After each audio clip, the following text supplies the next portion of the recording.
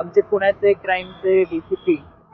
निखिलजी पिंगळे या संपूर्ण घटनेचा तपास करतात आहेत आणि आपण सगळ्यांनी उभ्या महाराष्ट्राने पाहिलं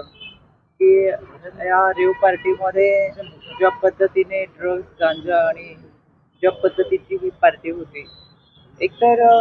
उद्याच्या समाजाचं भवितव्य ज्या तरुणाईच्या हातामध्ये आहे, त्या तरुणाईला नशेकडे घेऊन जाणाऱ्या या पार्ट्या आहेत आणि समाजाला खऱ्या अर्थानं कीड लावण्याचं काम या माध्यमातून होत असतं.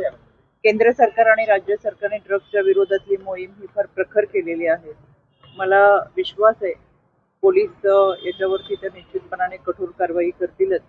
पण अशा पद्धतीने फार चुकीच्या घटना घडत असताना आणि त्या राजकीय घरातून घडतात आहेत,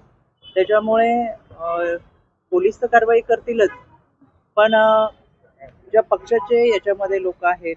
किंवा ज्यांच्या माध्यमातून हे सगळं केलं जातंय, तर त्यांच्यावरती सुद्धा कुठेतरी लगाम बसला पाहिजे. कारण समाजामध्ये आपण प्रतिनिधित्व करत असताना आपली भूमिका, आपलं वर्तन हे समाजाला निश्चित अनुकरण करेल असं असलं पाहिजे असं मला वाटतं.